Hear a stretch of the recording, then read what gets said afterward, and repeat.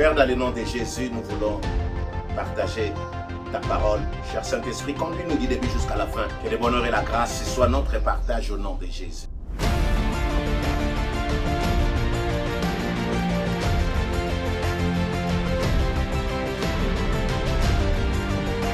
Je vais parler des épreuves. Jacques, chapitre 1, au verset 2 jusqu'au verset 3. Mes frères, regardez comme un sujet de joie complète des diverses épreuves auxquelles vous êtes exposés. Verset 3, sachant que l'épreuve de votre foi produit la patience. Mais il faut que la patience accomplisse parfaitement son œuvre afin que vous soyez parfaits et accomplis sans faillir en rien.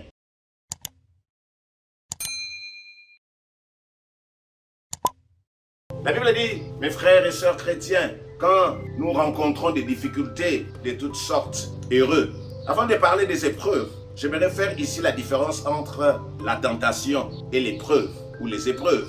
Un jour, les disciples ont demandé à Christ, « Maître, apprends-nous à prier. » Il leur dit ceci, « Quand vous priez, dites notre Père qui est aux cieux, ne nous soumets pas dans la tentation. » Donc, dans la prière, nous devons demander à Dieu de ne pas nous soumettre, de ne pas permettre que nous soyons tentés. Donc la tentation est une chose négative. La tentation ne vient pas de Dieu. La tentation vient de l'homme. C'est-à-dire quand l'homme est amorcé par ses propres convoitises, et puis la tentation vient de la chair et du diable. Donc l'homme ou la chair, sa propre chair, et puis le diable. Donc nous comprenons que la tentation vient du malin. Et lorsqu'elle arrive, nous devons dire non au nom de Jésus-Christ. Quand nous sommes attirés vers les mauvaises choses, quand nous sommes attirés vers les choses défendues, nous devons dire non, je ne cède pas, je refuse les sollicitations de l'ennemi. Vous savez, la tentation, c'est un penchant au mal. La tentation, c'est l'obsession au mal, c'est la mauvaise envie. L'homme, comme je disais, peut être tenté par sa chair, il peut être tenté par le diable, mais tu dois dire non. Comme la tentation ne vient pas de Dieu, tu ne dois pas accepter. Voilà pourquoi la solution, pour fuir la tentation, il faut crucifier sa chair. Parce que l'homme peut être tenté par sa propre chair. Hébreux chapitre 4, versets 15 à 16. Une autre solution, c'est fuir la tentation. 1 Timothée chapitre 6, versets 11 à 12. Il faut fuir. Non, allons chercher des prostituées. Allons, quand une femme commence à te séduire, la Bible dit, ces garçons a fui cette tentation. La femme de Potiphar a attrapé, mais il a fui. Nous ne devons pas céder à la tentation. J'ai donné des passages bibliques que je peux lire, si vous voulez, 1 Timothée 6, 11 à 12, la Bible dit, « Pour toi, homme de Dieu, fuis ces choses. Recherche la justice, la piété, la foi, la charité, la patience, la douceur. Combat les bons combats de la foi. » C'est-à-dire, quand la tentation arrive, nous devons combattre la tentation, refuser la tentation. Au nom de Jésus-Christ, cher ami, Marc 14, verset 38, il dit, « Veillez et priez pour que vous ne tombez pas dans la tentation. » Marc 14, verset 38, il dit, « Veillez et priez pour que vous ne tombiez pas dans la tentation. » Jacques, chapitre 4, à partir du verset 7, « Soumettez-vous donc à Dieu, résistez au diable et il fuira loin de vous. » Quand la tentation, la sollicitation de la tentation arrive, la Bible dit, « Résistez au diable et il fuira loin de vous. » Donc nous devons résister à la tentation, nous devons nous soumettre à Dieu, s'abstenir du mal, ne pas se laisser faire. Nous ne devons pas obéir à l'ennemi, nous ne devons pas obéir au mal, nous devons dire non au mal. Par contre, quand je parle des épreuves, bien-aimés dans le Seigneur, pour la tentation, le Seigneur nous demande de dire dans la prière, Seigneur, ne nous induis pas, ne permets pas la tentation. Mais pour les épreuves, c'est un sujet de joie. Nous ne devons pas refuser de passer par les épreuves. La vie chrétienne est une école d'épreuves. Si la tentation vient du diable, mais les épreuves viennent de Dieu. Mais pourquoi Dieu permet les épreuves dans la vie des chrétiens? C'est pour tester sa foi, ses capacités, sa résistance, sa vraie valeur, sa foi.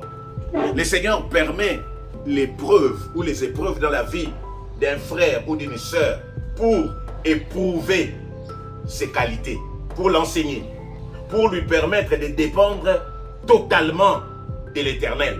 Ce sont les épreuves qui nous aident à nous consacrer à Dieu, à passer d'un niveau à un autre, d'une petite dimension à une grande dimension. Souvent nous voulons avoir de nouvelles dimensions, mais nous refusons les épreuves. Tu veux un grand témoignage, il faut que tu sois à l'école des épreuves. Tu dois passer par cette école. Comme nous avons dit tout à l'heure, que la vie chrétienne est une école où le Seigneur lui-même nous soumet à des différentes épreuves. Nous disons, tu ne peux pas passer d'un niveau sans passer par un test, par un examen. Même si tu dis que je suis l'étudiant, l'élève le plus intelligent, tu dois passer par un concours.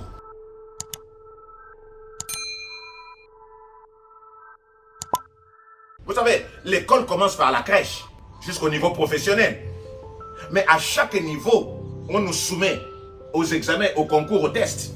Mais sérieux, seulement, nous constatons que les examens que je passe à l'école maternelle n'est pas aussi costaud que les épreuves de l'université pour aller en médecine. Les épreuves, quelqu'un qui est passé par les épreuves devient fort. Parce que ça te permet de t'entraîner, de te confier à Dieu. Même quand c'est une petite épreuve, ça te permet de travailler. Et quand aujourd'hui le Seigneur te soumet à une épreuve, l'épreuve te donne une expérience. Ça te donne des muscles spirituels. Ça te rend fort, inébranlable. Voilà pourquoi, devant les épreuves, nous devons être dans la joie. Ne pas dire, Seigneur, pourquoi tu permets cela? Non, tu dois passer par les épreuves. Un étudiant qui ne fait pas passer les tests, qui déchire les papiers, ne pourra pas accéder à un niveau supérieur. Tu dois affronter l'examen. Répondre si c'est possible. Même si tu échoues aujourd'hui, ce n'est pas un problème. Prochainement, quand le Seigneur va te soumettre à un autre examen, tu dois travailler. Ça veut dire quoi? Ça veut dire qu'il y a des gens qui sont mariés, qui n'arrivent pas à avoir des enfants. Il y a des personnes qui ont été à l'école, mais qui n'arrivent pas à trouver du travail. Bien, mais c'est une épreuve. Alors, devant cela, tu dois travailler, tu dois te confier à Dieu, tu dois être dans la joie. Vous savez, devant les épreuves, nous avons 3 choses à faire. La première chose à faire, ce n'est pas se décourager. Ça, c'est le bon choix. On a le choix de se décourager et de rester là, au tapis. Le troisième choix à faire, c'est laisser le Seigneur te fortifier. Pourquoi? Parce que d'abord, Jésus vit en nous. 2, Jésus-Christ est passé par les épreuves. Donc, comme il est passé par les épreuves, il peut bien me consoler. Je ne dois pas refuser les épreuves. Je ne dois pas dire non aux épreuves. Je dois passer mes épreuves. Et après cela, la gloire de Dieu va se manifester. Dieu va me donner une nouvelle dimension, un grand témoignage. Il y a différentes épreuves à passer. Le Seigneur peut te soumettre à une situation qui te donne la tristesse. C'est une épreuve. Tu dois la surmonter. Ça peut être un combat. Ça peut être un challenge. Dieu peut te faire passer par l'adversité. Parce que souvent nous pensons qu'avec Dieu c'est seulement la prospérité. L'adversité ça peut être une épreuve pour nous donner la force, pour nous confier à l'Éternel. Dieu peut permettre les malheurs. C'est une épreuve. Dieu peut permettre dans ta vie les troubles, que tu sois dérangé. Tu étais à l'aise. Et puis un jour, il y a quelque chose qui arrive, qui trouble ta vie, qui te jette dans l'affliction. Mais dans l'affliction, ne te décourage pas. C'est une épreuve. Il y a des gens qui pensent que parce qu'ils sont chrétiens, ils ne peuvent pas tomber malades. Dieu peut permettre la maladie dans ton corps. C'est une épreuve. Mais lève-toi. Parce que le Seigneur ne te laissera pas. Le Seigneur ne t'abandonnera pas. Dieu peut permettre que tu sois attaqué. Moi, l'ennemi m'a attaqué à plusieurs reprises. Mais je savais que même si il m'attaque, Dieu est avec moi. Quand je parle des épreuves, je suis passé par plusieurs tests où le monde t'abandonne, où tu es seul. Mais le Seigneur ne nous abandonne pas. Écoutez, 2 Corinthiens, chapitre 12, au verset 8. 3 fois, j'ai prié le Seigneur d'éloigner de moi. Il m'a dit, ma grâce te suffit. L'apôtre Paul était en train d'opérer des miracles, mais le Seigneur l'avait éprouvé. Il portait un fardeau. Il avait une écharde dans sa chair. Il a prié 3 fois. Le Seigneur lui dit, ta grâce me suffit. C'est une épreuve.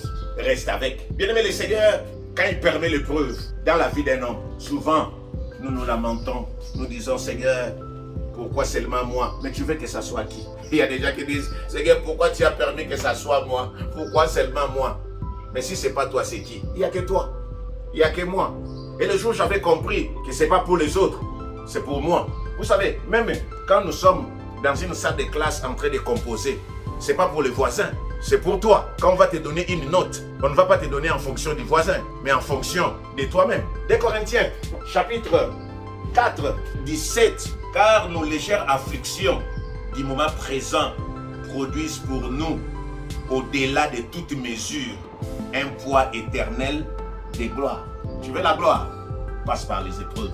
Tu ne peux pas rester toute la vie à fréquenter l'école maternelle.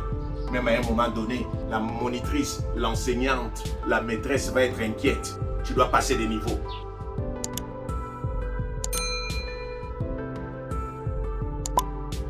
Et la mathématique du primaire est différente de l'université. On peut échouer, comme je disais tout à l'heure. Comme une sœur m'a dit, je suis tombé, pasteur. J'ai échoué, mon pasteur m'a dit que je vais aller en enfer. Mon épouse lui a dit non, répands-toi seulement, tu n'iras pas en enfer. C'est parce que tu ne connaissais pas Dieu. Dieu t'a fait passer à une épreuve pour voir si tu étais vraiment sa fille. Mais aujourd'hui, je me rends compte que tu ne connaissais pas Dieu. Je peux maintenant commencer avec Dieu. Et cette fille a suivi notre conseil. Elle était malheureuse. Je vais aller en enfer.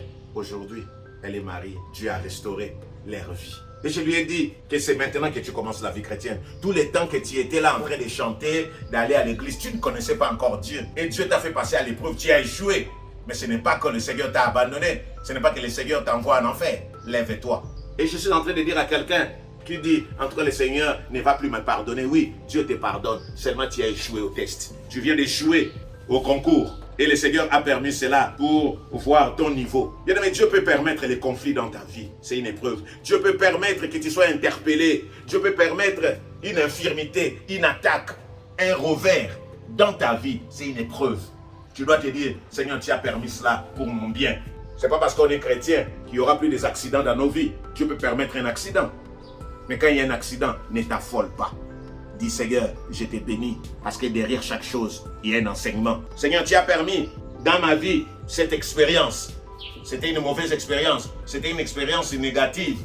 Mais Seigneur, j'ai appris de mes erreurs. C'est comme ça que, bien aimé, nous allons changer, renouveler notre intelligence. Au lieu de considérer une épreuve comme une malédiction, tu vas dire non, le Seigneur me bénit par cette épreuve. Que le Seigneur vous bénisse abondamment. Nous allons prier. Je vais donner d'abord l'occasion à mes bien-aimés qui n'ont pas encore accepté Jésus-Christ comme Seigneur et Sauveur. Une seule prière à faire. Dis, Seigneur Jésus-Christ, je te reçois comme Seigneur et Sauveur. Je sais que tu reviens bientôt. Aujourd'hui, je te donne ma vie. Prends-moi en charge, conduis-moi au nom de Jésus. Amen. Bien-aimés, nous qui venons d'écouter ces messages, nous allons faire une prière. La prière que nous allons faire, c'est de demander à Dieu, Seigneur, renouvelle mon intelligence. Le problème, c'est le renouvellement de l'intelligence. Une personne qui considère une épreuve comme une fatalité ne pourra pas. Là où le Seigneur n'a pas encore agi, cher ami, le Seigneur s'élèvera un jour. Et il va changer ton histoire. Tu ne mourras pas dans la tombe. Tu ne mourras pas avec cette situation. Bien-aimé dans le Seigneur, là où tu n'as plus d'eau, tu es déshydraté. Je te dis que Christ, la source d'eau vive, va te donner une eau pure. Jésus a dit à la femme samaritaine, si tu connaissais les dons de Dieu, bien-aimé, tu ne connais pas qui vit en toi, c'est Christ. Il est passé par les épreuves, il a vaincu les épreuves. Il dit, le serviteur n'est pas plus grand que son maître. Même toi, dans tes épreuves, le Seigneur va s'élever et il va te faire sortir de là. Écoutez, 1 Pierre chapitre 5, au verset 9, la Bible dit ceci, résistez-lui avec une foi ferme, sachant que les mêmes souffrances sont imposées à vos frères dans le monde. Devant les épreuves, résiste. Ne parle pas mal de Dieu. N'insulte pas Dieu. Résiste seulement. Et tu verras comment est-ce que ce Dieu-là va opérer des miracles. Père, prie après moi. Je viens à toi. Je suis soumis aux différentes épreuves. Tous les jours dans ma vie, je suis dérangé. Je suis malade. Je vis dans l'affliction. Tout ce que je fais, je choue. Mais Seigneur, je sais que c'est pour un temps. À partir d'aujourd'hui, je vais travailler pour sortir de là. Parce que dans les épreuves, souvent, nous croisons les bras. Nous pleurons au lieu de travailler pour sortir de là. Seigneur, je vais sortir. Et je sais que tu ne m'abandonneras pas. Tu ne me délaisseras pas. Au nom de Jésus. Amen.